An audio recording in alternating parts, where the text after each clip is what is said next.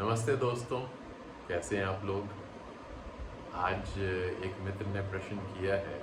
उन्होंने कहा है कि क्या कारण है कि करीब करीब सभी धर्मों में गुरुओं ने मौन रहने को बहुत ज़्यादा महत्वता दी है। ठीक है, चलिए इस पे बात करते हैं। बात ये है, मौन रहना एक गहरी से गहरी ध्यान विधि है, पर बहुत कम लोग इसे समझ पाए। क्यों? उसका एक कारण है। मैंने बहुत कहने को ऐसे साधुओं को मिला हूं जो सालों से मौन है, पर उनमें एक ध्यान नहीं घटा। क्यों नहीं घटा? क्योंकि वो जुबान से तो किसी से कुछ नहीं बोले, पर उनके दिल और दिमाग में हमेशा कुछ ना कुछ वार्ता चलती रही। उसका कारण क्या था? वो हमेशा अपने दिमाग में कुछ ना कुछ डालते रहे। जैसे बाहर से तो वो चुप हो गए, पर वो खुद बहुत सारी किताबें पढ़ रहे हैं। और किताब पढ़ने का मतलब क्या है? किताब पढ़ने का मतलब ये है कि आप किसी दूसरे से ही वार्ता कर रहे हो। जब आप किताब पढ़ रहे हो तो क्या कर रहे हो? आप किसी दूसरे के विचार ही तो पढ़ रहे हो। फिर वो चाहे बोले हों, चाहे वो आप पढ़ रहे हैं, उससे कोई फर्क नहीं पड़ता। पर जो सच्ची मौन रहने की और ध्यान करने की विधि थी, वो बहुत कम लोग कर पाए। उसमें लोग क्या करते थे कि अपने आप को किसी एक ऐसी जगह बंद कर लेते थे जहां उनके साथ कोई बात करने वाला नहीं था। कुछ भी अपने पास किताबें नहीं रखते थे, कुछ नहीं रखते थे जिससे कि वो उनका मन उन्हें उलझा सके। और जहां अक्सर वो रहते थे, वो जगह बिल्कुल खाली होती थी। इस बात का सबसे बड़ा उदाहरण है मेहर बाबा। मेहर बाबा पिछली सदी के कुछ सबसे बड़े सद्गुरुओं में से एक हुए।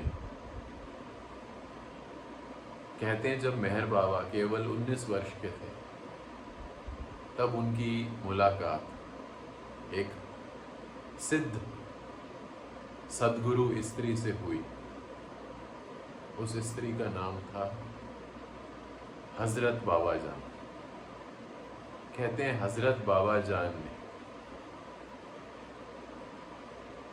मेहर बाबा को उनके माथे पर यहाँ चूमा, बिल्कुल तीसरे नेत्र के ऊपर। और कहते हैं वो मग्न हो गए। और कहते हैं करीब 8-9 महीने तक वो उसी मग्न अवस्था में रहे।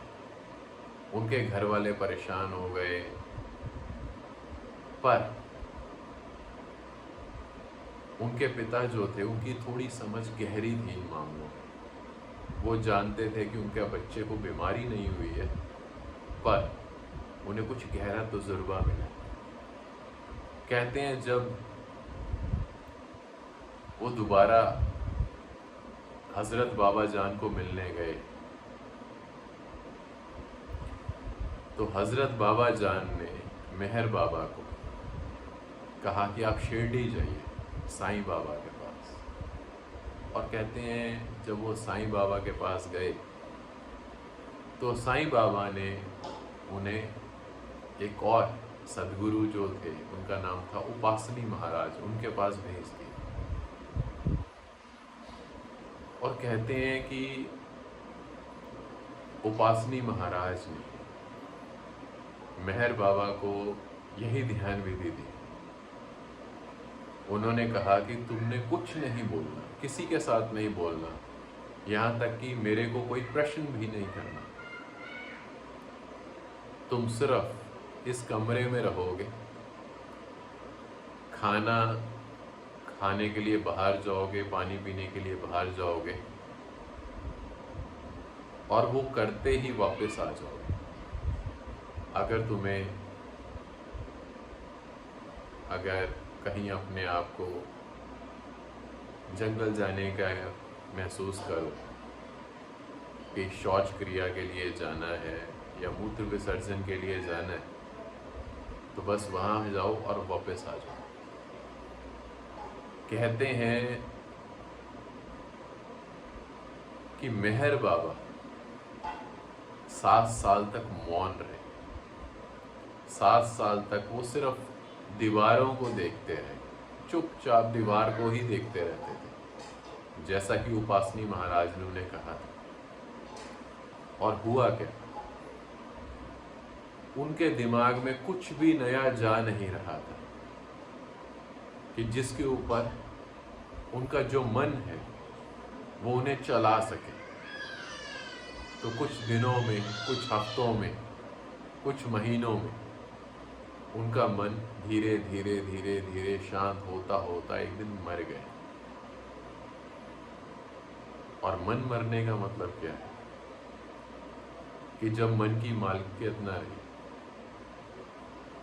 और कहते हैं जब मन की मालिकियत नहीं रही तभी आप बुद्ध हो गए। अगर मैं इसका कुछ बहुत साधारण शब्दों में अगर इसे समझाने की कोशिश करूं, तो उपासनी महाराज ने जो मेहर बाबा को कहा, क्या कहा, उन्होंने कहा कि एक मनुष्य जो है वो गंदे पानी जैसा है, पर अगर उसी गंदे पानी को हम गिलास में डालकर उसे बहुत समय तक छोड़ दें तो उसकी सारी गंदगी, उसकी सारी जो मैल है वो नीचे बैठ जाती है। और ऐसे ही हमारे विचारों के साथ होता है। जब हमारा दिमाग बहुत ज़्यादा चलता है, अक्सर लोग मेरे को कहते हैं कि हम ध्यान में बैठते हैं तब तो हमारा दिमाग और ज़्यादा भागता है। भागेगा क्योंकि सालों से मन ने वही तो किया है, और मन को भागने के लिए कोई खुराक चाहिए। और जब आप अपने दिमाग में कोई भी नई इंफॉर्मेशन डालना बंद कर देते हो तो धीरे धीरे मन को ये चीज़ समझ आ जाती है कि अब उसके पास कुछ भी नया नहीं है जिसमें वो आपको उलझा सके। तो महीना, 2 महीना, 4 महीना, 6 महीना दिमाग चलेगा कि बाहर क्या चल रहा है, लोग क्या कर रहे हैं, लोगों की ज़िंदगी कैसी चल रही है। आप पुराने समय के बारे में सोचोगे, पहले क्या था, क्या नहीं था, आप क्या करते थे, या जो भी आपने धर्म के ऊपर बातें सुनी हो या किसी भी और चीज़ के ऊपर, तो आपका दिमाग वो सारी चीज़ें आपको बार बार बताएगा। आपके मन में वो सारी चीज़ें उभरेंगी बार बार, पर एक समय के बाद वो भी उठनी बंद हो जाएगी, क्योंकि मन की मृत्यु ही तब होती है जब आपने उसे खुराक देना बंद कर दिया। और वो कैसे होता है? मौन रहने से, शांत रहने से। इस दुनिया में बहुत कम लोग ऐसे हुए हैं जिन्होंने सच में ये ध्यान विधि अपनाई, क्योंकि ये बहुत ज़्यादा मुश्किल है। आज के समय में तो बहुत ज़्यादा मुश्किल है। आज आपके हाथ में मोबाइल फ़ोन है, इंसान तो मोबाइल से ही नहीं छूट पाता, बाकी चीज़ों से क्या होगा। फिर इतनी किताबें हैं, सालों से जो आपने चीज़ें सुनी हैं वो भी कहीं इकट्ठी हुई हैं।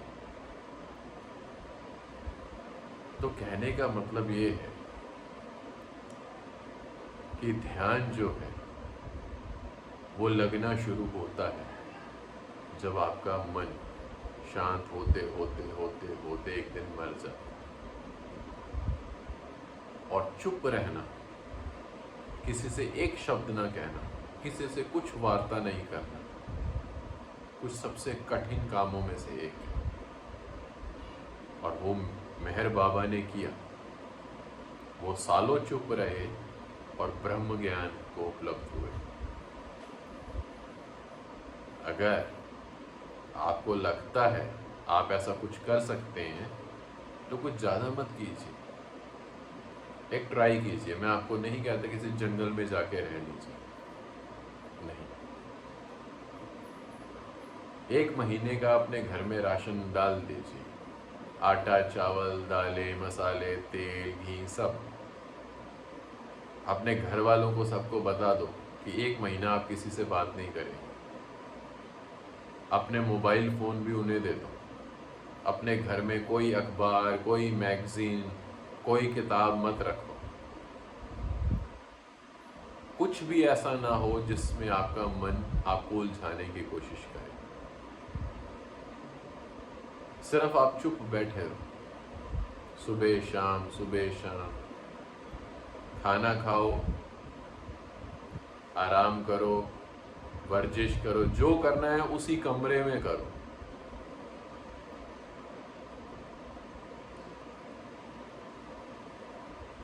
कुछ टीवी नहीं देखना, कुछ भी ऐसा नहीं करना जिससे आप अपने मन को कोई खुराक दे सको।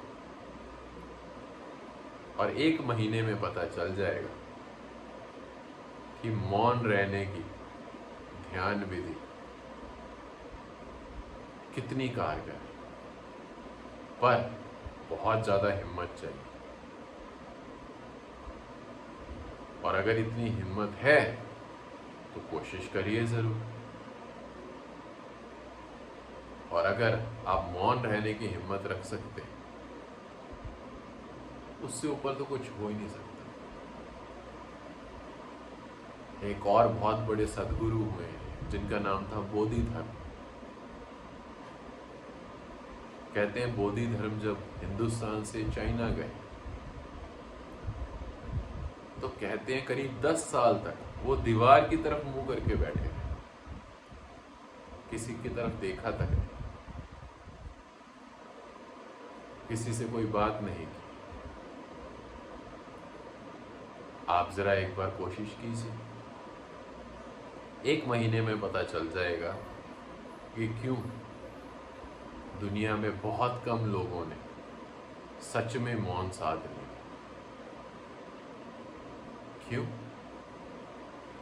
सिर्फ एक मौन साधने से, पूर्ण तरीके से, जिसमें कोई भी चालाकी ना हो। आप आज नहीं तो कल, कल नहीं तो परसों, कुछ महीनों में या कुछ सालों में, एक बात पक्की, आप ब्रह्म ज्ञान को उपलब्ध हो जाओगे। क्यों? क्योंकि जब सब शांत होगा, सब आपके अंदर खाली हो जाएगा, कुछ कचरा नहीं बचा, तो कुदरत आपको पूर्ण ज्ञान से भर देगी। तो जो लोग ऐसा ध्यान कर पाए, उनमें जितनी शक्ति थी वो किसी में उतनी नहीं। इतनी शक्ति हो जाती है मौन रहने से कि आप सोच नहीं सकते। पर बहुत कम, शायद उंगलियों पे गिने जा सके, कुछ 2, 4, 10 लोग हुए होंगे इस पूरी दुनिया में जिन्होंने सही मायने में मौन ध्यान किया। बस इतना कहकर मैं आपसे और बाकी सभी दोस्तों से इजाज़त चाहता हूँ। नमस्कार।